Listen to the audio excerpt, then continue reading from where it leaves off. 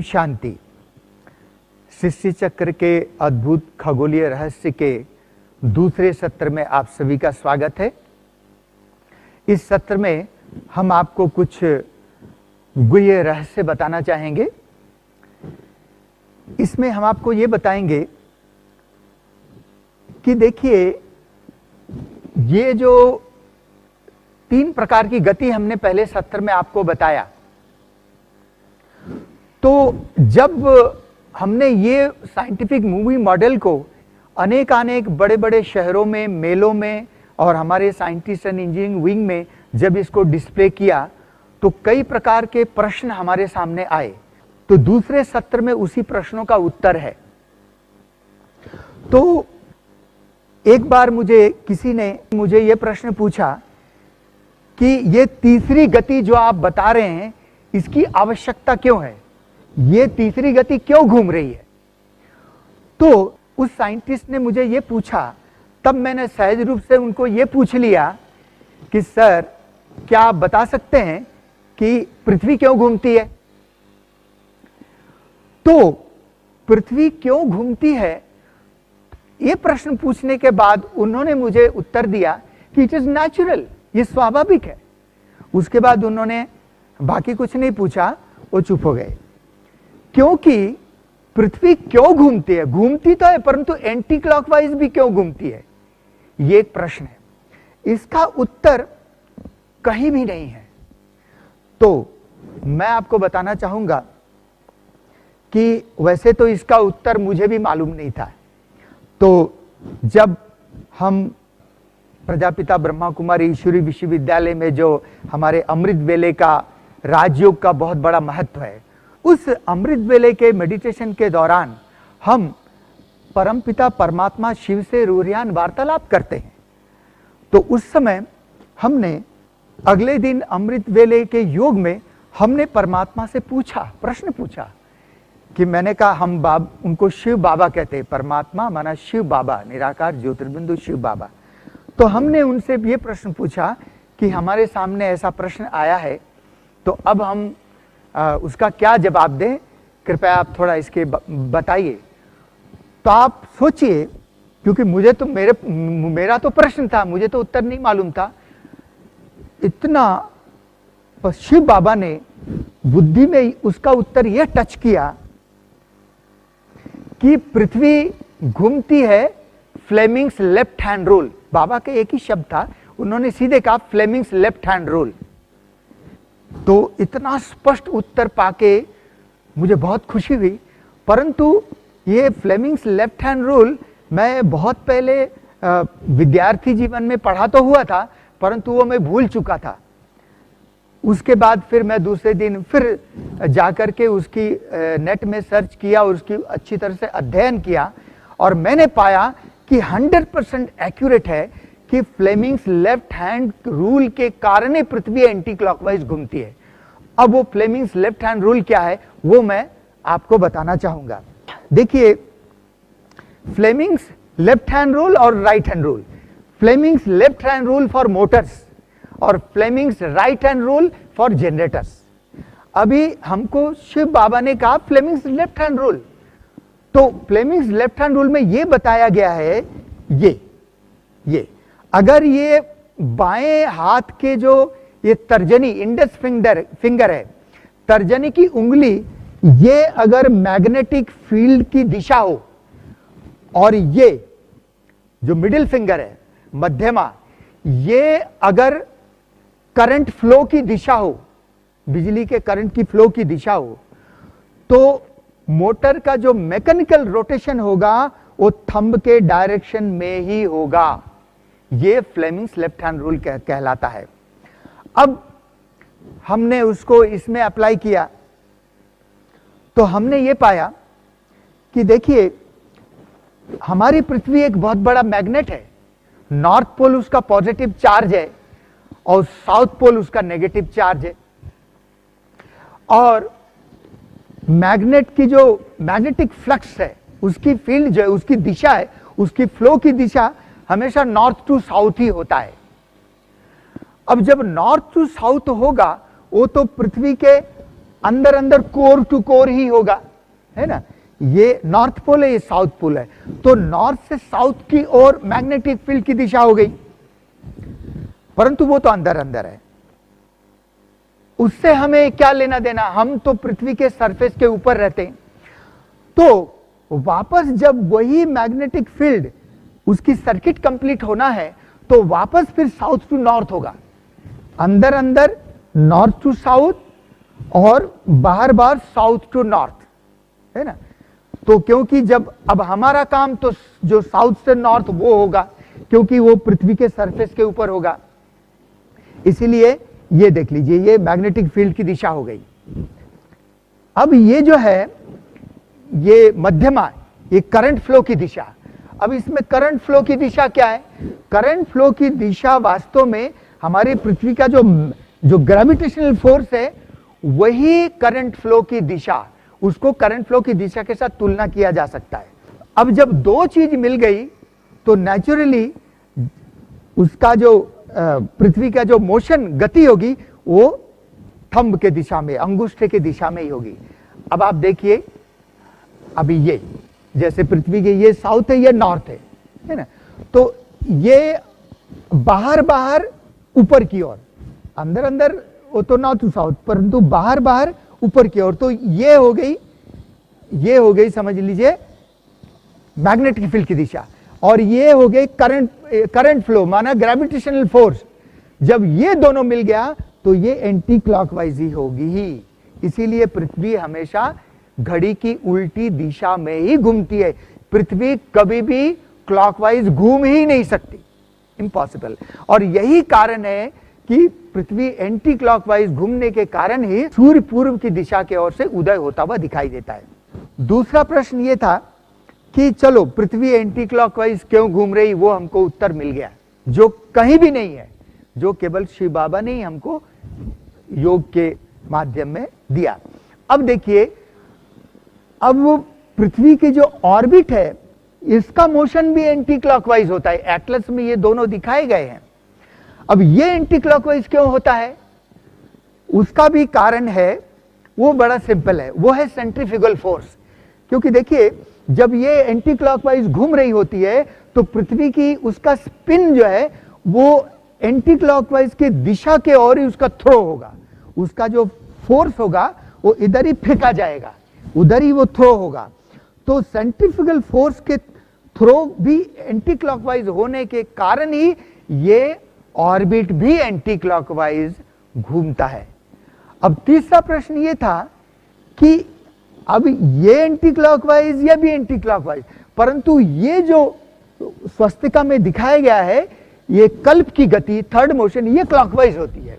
ये क्लॉकवाइज क्यों होती है, इसका बड़ा गुह्य रहस्य है। अब मैंने दूसरे दिन अमृत वेले भी फिर बाबा से ये प्रश्न किया, वो तो मुझे समझ में आ गया। तो वो तीसरी गति, उसको समझने के लिए थोड़ा हमको बेसिक लेवल से जाना पड़ेगा। देखिए ये स्वस्तिका का चिन्ह जो ये 2D है, माना लंबाई चौड़ा है, और ये इसी का ही 3D मॉडल है, 3 डायमेंशनल। अभी इसको अगर वापस यहां ले जाए तो सूर्य बीच में होगा। अब जैसे सूर्य की रोशनी निकल रही है वो सीधी निकल रही है, परंतु हमारे जियोमेट्री में कहा गया है कि कोई भी सरल रेखा नहीं होता है, वो एक बहुत बड़ा सर्कल का एक सेमी सर्कल ही होता है। तो ठीक इसी प्रकार से सूर्य की जो किरण सीधी निकल रही है वो भी सीधी नहीं है, वो कहीं ना कहीं वो भी एक बहुत बड़े सर्कल का वृत्त, सेमी सर्कल होने के कारण कहीं ना कहीं मुड़ते मुड़ते मुड़ते मुड़ते एक ऐसा पॉइंट आएगा जहां से वो वापस आएगी। तो वही पॉइंट जो है वो आकाश का अंत है, आकाश का अंत। और वही डिस्टेंस सूर्य की हर किरणों के लिए बराबर ही हुआ करेगी। इसका मतलब यह हुआ कि सूर्य जो है हमारे पूरे आकाश का केंद्र बिंदु है, सेंटर पॉइंट है। तो वही डिस्टेंस में वही किरण उसी डिस्टेंस में मुड़ रही है। तो इसका मतलब है कि सूर्य सेंटर पॉइंट है और चारों ओर जो आकाश की वो किरणें मुड़ रही है वो आकाश का अंत हो गया। मतलब आकाश एक 3D स्फेरिकल एरिया है।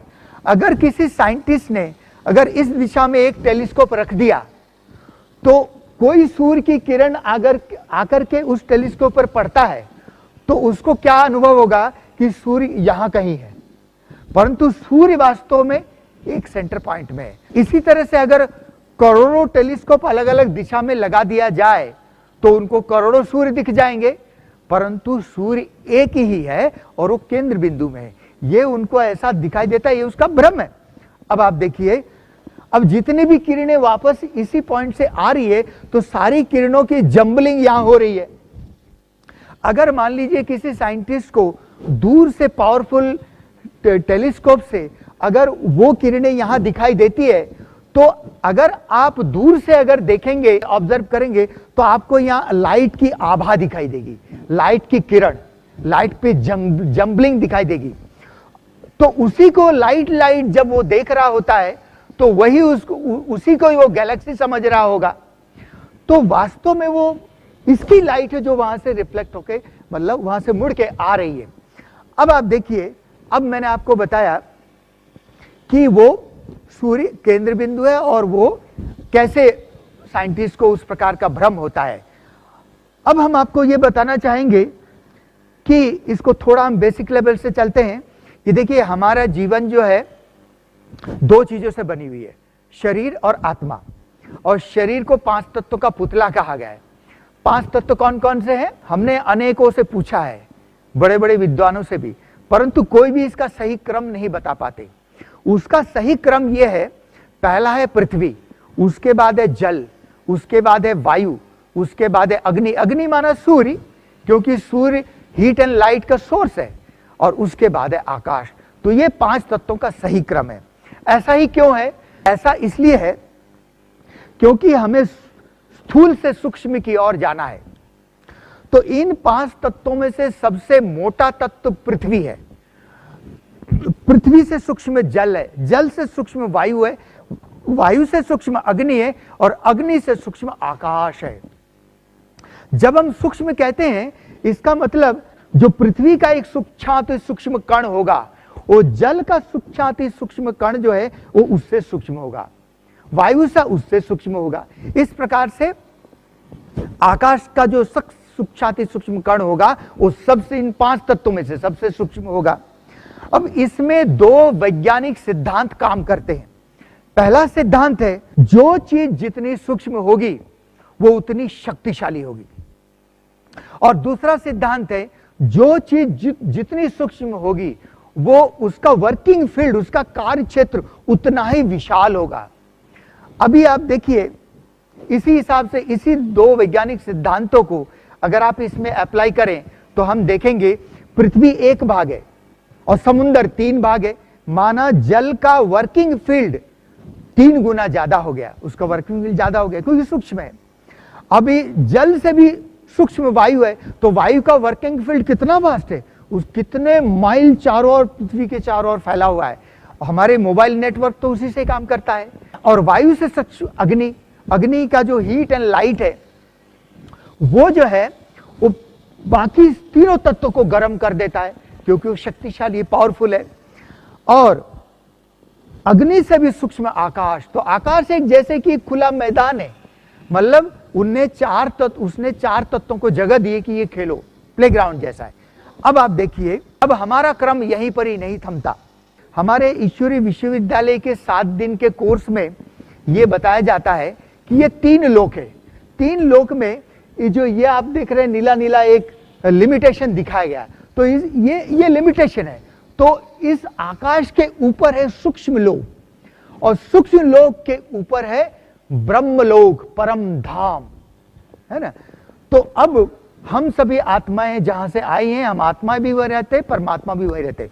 तो हमारा क्रम यहां पर ही नहीं थमा, बल्कि आकाश तत्व से भी सूक्ष्म है ब्रह्म महतत्व, जो चारों ओर फैला हुआ है, चारों ओर फैला हुआ है, आकाश के चारों ओर, ऊपर नीचे आगे दाएं बाएं सब कुछ।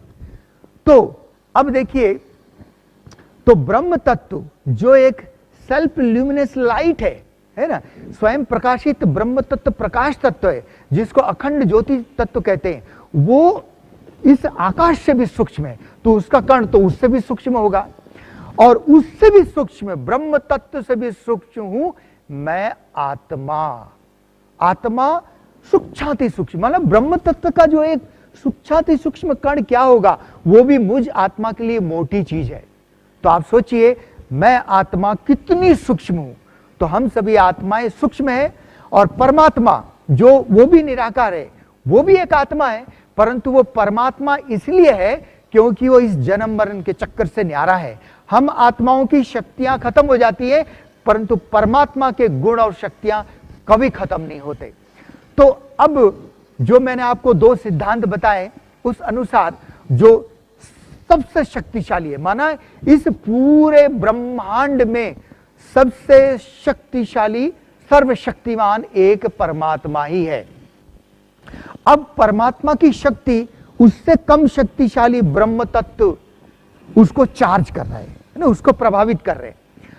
तो परमात्मा के 7 गुण है, जैसे हम आत्माओं के 7 गुण है, तो परमात्मा उन 7 गुणों के सागर है। ज्ञान, प्रेम, शांति, शक्ति, आनंद, सुख एवं पवित्रता। अब परमात्मा के ये 7 गुण शक्तियां ब्रह्म तत्व को चार्ज कर रहे हैं, परंतु ब्रह्म तत्व चेतन नहीं है, जड़ है, वो भी तत्व है। तो ब्रह्म तत्व होने के कारण, चेतन न होने के कारण, परमात्मा की उन 7 गुणों में से केवल 2 गुण ही रिसीव कर पाती है। वो 2 गुण कौन से? एक शांति, दूसरी पवित्रता। अब ये 2 गुण इस ब्रह्म तत्व के हुए। अब ब्रह्म तत्व से कम शक्तिशाली है ये आकाश तत्व। अब ये आकाश तत्व ब्रह्म तत्व से प्रभावित हो रहा है, ब्रह्म तत्व उसको प्रभावित कर रहा है, क्योंकि चारों ओर ब्रह्म तत्व फैला हुआ है। अब आकाश तत्व उससे प्रभावित हो रहा है, परंतु आकाश तत्व ब्रह्म तत्व के इन दोनों गुणों में से केवल एक ही गुण रिसीव कर पाता है, वो है पवित्रता की शक्ति। वो शांति की शक्ति को आकाश रिसीव नहीं कर पाता, क्योंकि यहां हमने बताया कि इस साकार मनुष्य लोक की 3 विशेषताएं है ना, लाइट, साउंड एंड मोशन। तो यहां गति होने के कारण वो शांति की शक्ति को रिसीव नहीं कर पाती। अब वो पवित्रता की शक्ति तो रिसीव कर पा रहा है, परंतु वो पवित्रता को अगर आप कन्वर्ट करेंगे टेक्निकल कन्वर्सेशन में, तो वो है पॉजिटिव। पवित्रता माना पॉजिटिव, सकारात्मक। अब वो पॉजिटिव जो है, वो पॉजिटिविटी आकाश, पवित्रता को पॉजिटिविटी के रूप में आकाश तत्व रिसीव कर रहा है। अब ये आकाश तत्व की एक खुद की एनर्जी होती है, जिसको कहा जाता है कॉस्मिक एनर्जी। कॉस्मिक एनर्जी निरंतर फ्लो हो रहा है, परंतु फ्लो किस दिशा में हो रहा है? क्योंकि पॉजिटिव, पॉजिटिव माना ही क्लॉकवाइज। तो वो जो कॉस्मिक एनर्जी पूरे आकाश में चारों ओर क्लॉकवाइज फ्लो हो रहा है, क्लॉकवाइज। तो वो क्लॉकवाइज फ्लो हो रहा है, बीच में आगे पीछे कंटिन्यूस ऐसे क्लॉकवाइज क्लॉकवाइज क्लॉकवाइज, इधर भी क्लॉकवाइज। अभी वो कॉस्मिक एनर्जी जो आकाश की एनर्जी है, वो अग्नि, तो उस अग्नि को प्रभावित कर रहा है।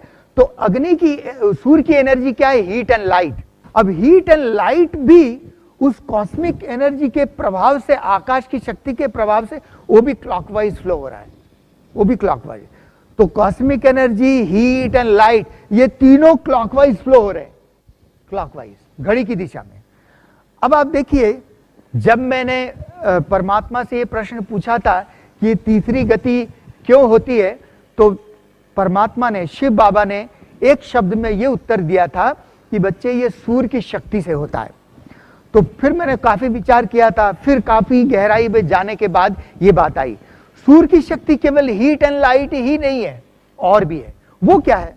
देखिए क्या होता है, हम सभी जानते हैं कि ये 5 तत्व, ये 3 लोक में 4 चीज अविनाशी है, 4 चीज अविनाशी है। उसमें 2 चीज परिवर्तनशील है और 2 अपरिवर्तनीय है।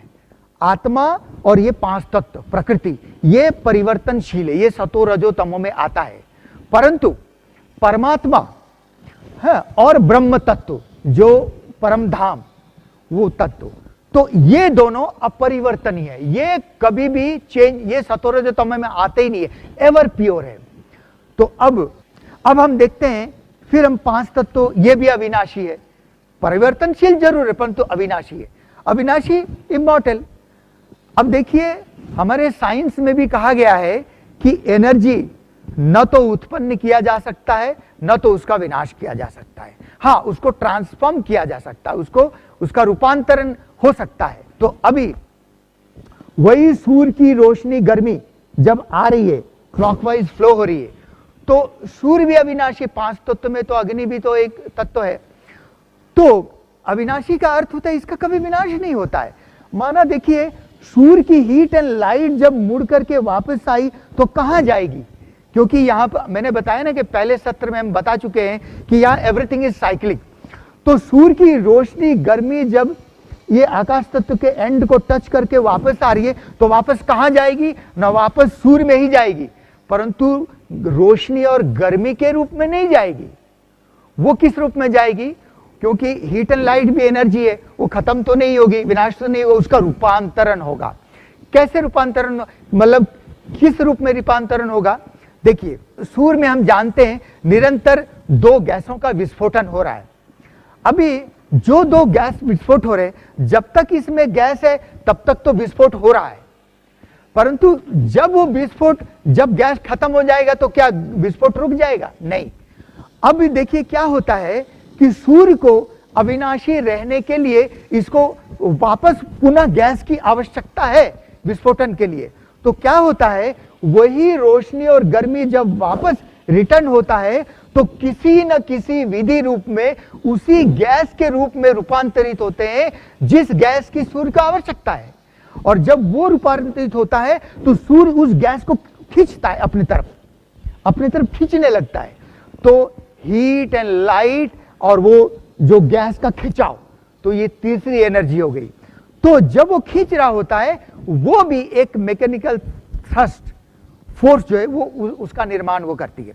अब आप देखिए, अब ये क्लॉकवाइज होने के कारण जैसे सूर्य बीच में है तो इसका मैक्सिमम फ्लो इसी डायमीटर में होगा।